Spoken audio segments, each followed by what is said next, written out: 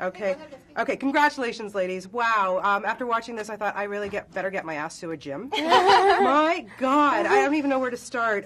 When you got the script and you knew what you had to entail in this, were you freaked out? Were you excited? What was the thought? Do you want to start?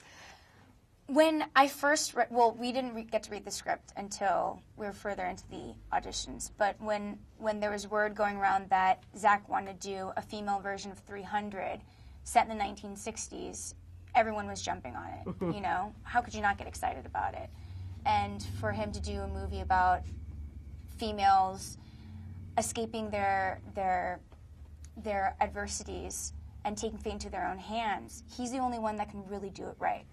Do you know what I mean? With all the action sequences and the relationships. And were you scared, Jena, to get started with this? A little bit. I mean, I know part of the thing is they were saying that, you know, before you even audition, there's going to be a lot of physical training and it's going to be quite intense and all of these things. But I don't know. I've always kind of had this part of me that felt like I could do things like that, but I never had been either asked or explored or inspired to sort of, you know, I'd never even been to the gym before I did this film, like literally.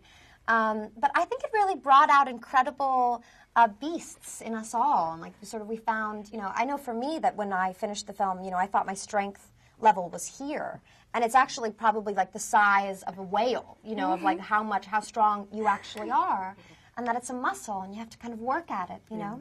Vanessa, I mean, I would think that this, you know, just being in a film like this and having the chance to train like you girls did, it would just give you such a sense of confidence and empowerment.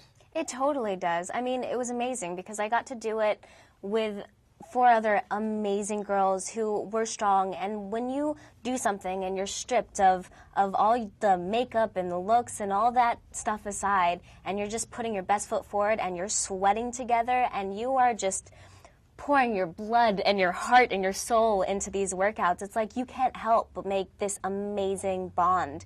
And it's like I got paid to be in the best shape of my life and try things I never thought I would do. Yeah, were you guys, after you did all this and you finished the film, we were thinking like, oh my God, I can't wait to have a donut. Like what is that like? Or do you want to just continue with that kind of workout and want to continue, but I feel like we were wise, and you know, we weren't trying to like lose, you know, we had us more on like a pro athlete's diet where we were trying to sort of have a high metabolism, like get really good fats, really good protein.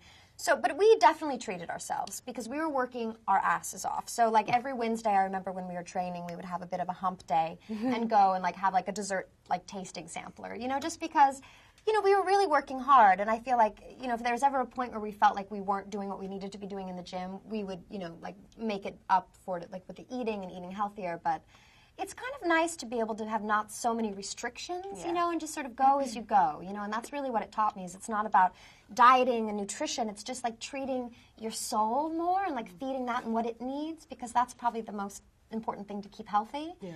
Yeah, I mean, you guys trained with Navy SEALs, and really, you know, were there any injuries? Like, man, you were really kicking ass hard there.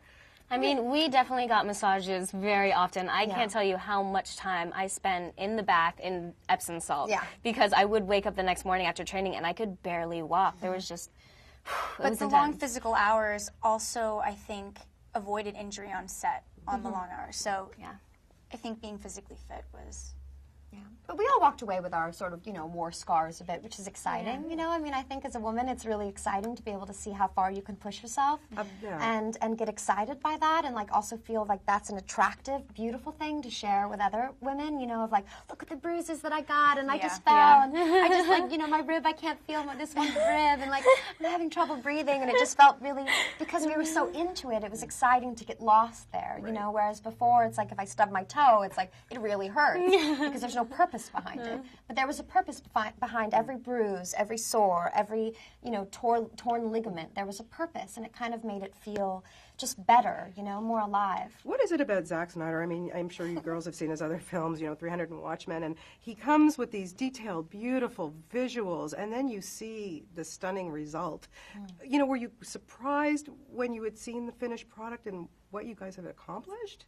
There's only so much that you read on a script and so much that you see on set. And, you know, on set it looks great, but he just always takes it to another level. The first 10 minutes, the beginning of the movie, there's no dialogue, but it tells this beautiful story, and it's done so well, and that's just what Zach does. He's a beautiful storyteller. Yeah.